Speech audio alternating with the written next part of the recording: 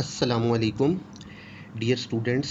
Last lecture में हम लोगों ने अपना CGS का प्रॉब्लम नंबर 5-6 जो है वो अटैम्प्ट किया था। आज हम लोगों ने एक्सरसाइज नंबर 5-7 जो सी है वो करनी है। तो अब 6 और 7 ये दोनों सेम हैं। इन दोनों क्वेश्चन में मेन थीम क्या था कि इन्वेंट्रीज़ की जब हम बात करते हैं तो हमें ओपनिंग और क्लोजिंग दो अलग अलग इन्वेंट्रीज़ दी होती हैं, मटेरियल की भी, वर्क इन प्रोसेस की भी और फिनिश गुड्स की भी। तो कहा यह जाता है कि जी आप इनके नेट रिजल्ट को एक ही दफ़ा ट्रीट करें, ओपनिंग और क्लोजिंग की फॉर्म में ट्रीट ना करें। हम ओपनिंग को ऐड करते थे, क्लोजिंग को लेस करते थे।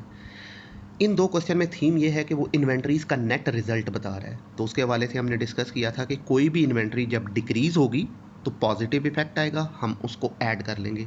डिक्रीज इन इन्वेंट्री ऐड हो जाएगा, चाहे वर्क इन प्रोसेस की इन्वेंट्री है, चाहे मटेरियल की इन्वेंट्री है, चाहे फिनिश गुड की इन्वेंट्री है। तीनों इन्वेंट्रीज में से जिस इन्वेंट्री में भी डिक्रीज आएगा वो ऐड हो जाएगा, और इन्हीं तीनों इन्वेंट्रीज में से जिस भी इन्वेंट्री में इंक्रीज आएगा, नेगेटिव इम्पैक्ट पड़ेगा, वो लेस हो जाएगा। तो अब इस हवाले से 6th क्वेश्चन लास्ट लेक्चर में किया था। इस वक्त ये हम एक्सरसाइज नंबर 5-7 कर रहे हैं जो बुक के पेज नंबर 186 पे है। अब इसमें देखिएगा क्या कह रहा है। अल काजिब फार्मेसी का डाटा दिया हुआ है 31 मार्च 2000 डैश पे। कह रहा है changes in inventory, finish goods inventory increase by, work in process decrease by और रॉ मटेरियल इंक्रीज बाय।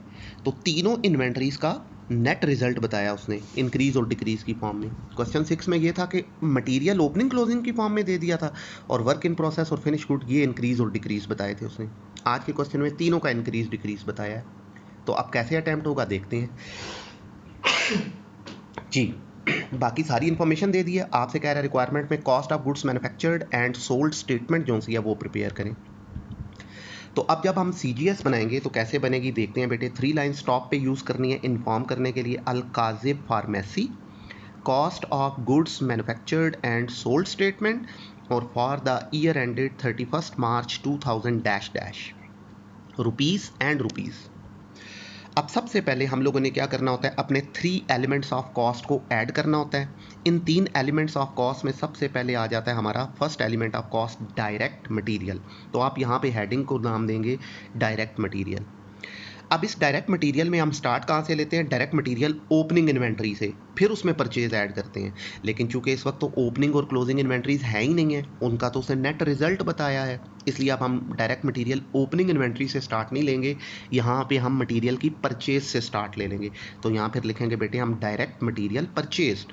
तो ये उसने देखें बताया हुआ है 265,655, राइट। अब इसी के नीचे अगर आप लोग देखें तो परचेज रिटर्न है, परचेज डिस्काउंट है, ये दोनों परचेज में से माइनस हो जाएंगे। और इसके नीचे लिखा हुआ है बेटे देखें ट्रांसपोर्टेशन इन, मीन्स गुड्स को परचेज करते वक्त का किराया, तो ये परचेजेस में ऐड हो जाएगा। तो अब आप यहाँ लिखेंगे ऐड ट्रांसपोर्टेशन इन 6470, तो ये हो गया बेटे 272,125। अब इसमें से लेस कर देंगे हम परचेज रिटर्न 12,200 और परचेज डिस्काउंट 10,350। इन दो वैल्यूज़ को ऐड करें तो इनका सम आ जाता है 22,550, राइट। तो ये अब हम क्या करेंगे, परचेजेस की वैल्यू में से इसको माइनस करेंगे तो बाकी आ गया हमारे पास 249,575। ये कहलाएगा बेटे हमारा नेट मटेरियल परचेज्ड। अगर आप लिखना चाहें तो यहाँ लिख सकते हैं नेट मटेरियल परचेज्ड, ठीक है। अब ये जो मटेरियल परचेज्ड है इसमें हम लोग क्या करेंगे, मटेरियल की इन्वेंट्री का नेट रिजल्ट जो है वो ट्रीट करेंगे। अगर वो डिक्रीज है तो ऐड कर लेंगे, इंक्रीज है तो लेस कर लेंगे। तो देखिए उसने क्या बताया, रॉ मटेरियल इंक्रीज बाई है, तो इंक्रीज हुआ है इसलिए लेस हो जाएगा। तो यहाँ लिखेंगे बेटे less increase in direct material inventory या रॉ मटेरियल इन्वेंट्री। तो ये कितने हैं 12,545, ये माइनस करें तो बाकी आ गया हमारे पास 237,030 रुपीज़, ठीक। ये अब हमारा क्या कहलाएगा डायरेक्ट मटेरियल यूज्ड, या ऐसे हम डायरेक्ट मटेरियल कंज्यूम्ड भी कहते हैं। तो ये हमारा फर्स्ट एलिमेंट ऑफ कॉस्ट आ गया। तो इस क्वेश्चन में ये ज़रा मटेरियल की कैलकुलेशन थोड़ी सी कम्प्रीहेंसिव थी, एक्स्ट्रा पॉइंट्स आए बीच में, एक परचेज डिस्काउंट और एक परचेज रिटर्न और ट्रांसपोर्टेशन इन। तो परचेज में ट्रांसपोर्टेशन इन को पहले हम ऐड करेंगे, फिर उसमें से परचेज डिस्काउंट और परचेज रिटर्न दोनों माइनस कर लेंगे, ठीक है। तो नेट परचेजेज आ जाएंगी, फिर उसमें मटीरियल की इन्वेंट्री का नेट रिजल्ट ट्रीट कर लेंगे। अब इस first element of cost material use में हम अपना second element of cost add करेंगे जो कि डायरेक्ट लेबर कॉस्ट है। तो ये देखिए सेकंड लास्ट पॉइंट दिया हुआ है 45,200, तो आप यहाँ लिखेंगे बेटे ऐड डायरेक्ट लेबर कॉस्ट 45,200, तो आंसर आ गया 282,230। ये कहलाएगा बेटे हमारा प्राइम कॉस्ट, राइट। अब इस प्राइम कॉस्ट में हम अपने थर्ड एलिमेंट ऑफ कॉस्ट को ऐड करेंगे विच इज फैक्ट्री ओवरहेड्स। तो उसने देखें आखिरी पॉइंट बताया हुआ है हमें 37,370, तो आप यहाँ लिखेंगे बेटे ऐड फैक्ट्री ओवरहेड्स 37,370, तो आंसर आ गया 244,860। ये कहलाएगा अब हमारे पास टोटल फैक्ट्री कॉस्ट, या इसे हम क्या कहते हैं टोटल करंट मैन्युफैक्चरिंग कॉस्ट भी कहते हैं।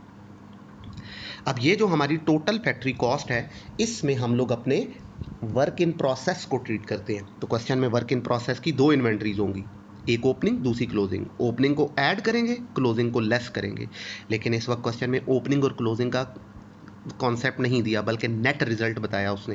वो क्या कह रहा है, work in process inventory decrease by, तो वर्क इन प्रोसेस की इन्वेंट्री में डिक्रीज आ गया है, इसलिए इसको हम क्या करेंगे ऐड कर देंगे। तो यहाँ लिखेंगे बेटे add decrease in work in process inventory 9,350, तो ये आ गया हमारे पास 254,210 रुपीज़।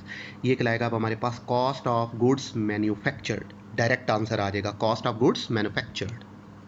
अब ये जो हमारी कॉस्ट ऑफ गुड्स मैन्युफैक्चर्ड है इसमें हम लोग अपनी फिनिश्ड गुड्स को ट्रीट करेंगे। तो क्वेश्चन में फिनिश्ड गुड्स की भी दो इन्वेंट्रीज होंगी, एक ओपनिंग और दूसरी क्लोजिंग। पहले हम फिनिश्ड गुड्स की ओपनिंग इन्वेंट्री को ऐड करेंगे और फिर फिनिश्ड गुड्स की क्लोजिंग इन्वेंट्री को लेस करेंगे। तो इस वक्त उसने क्वेश्चन में हमें अगेन फिनिश्ड गुड्स का भी नेट रिजल्ट बताया है और वो कह रहा है फिनिश्ड गुड की इन्वेंट्री में इंक्रीज आ गया है। तो अब हम यहाँ लिखेंगे बेटे less increase in finished goods inventory, तो कितना इंक्रीज आया है 8,950।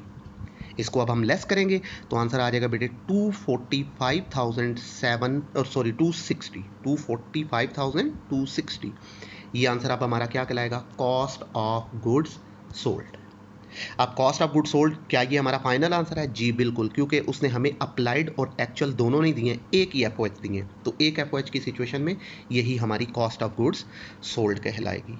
तो लें बेटे ये था हमारा क्वेश्चन नंबर 7 जो कंप्लीट हुआ। तो क्वेश्चन नंबर 6 और 7 दोनों में क्या कॉन्सेप्ट है कि आप लोगों को वर्क इन प्रोसेस, मटेरियल और फिनिश गुड तीनों इन्वेंट्रीज का नेट रिजल्ट क्वेश्चन में बताया गया। तीनों इन्वेंट्रीज ओपनिंग क्लोजिंग की फॉर्म में नहीं दी गई हैं, नेट रिजल्ट बताया गया है इंक्रीज या डिक्रीज की फॉर्म में। तो डिक्रीज ऐड हो जाया करेगा और इंक्रीज लेस हो जाएगा। इसकी लॉजिक मैंने आपको क्वेश्चन नंबर 6 में लास्ट लेक्चर में समझाई थी कि क्या होता है। ठीक होगी बात? तो लें बेटे ये क्वेश्चन कंप्लीट हुआ।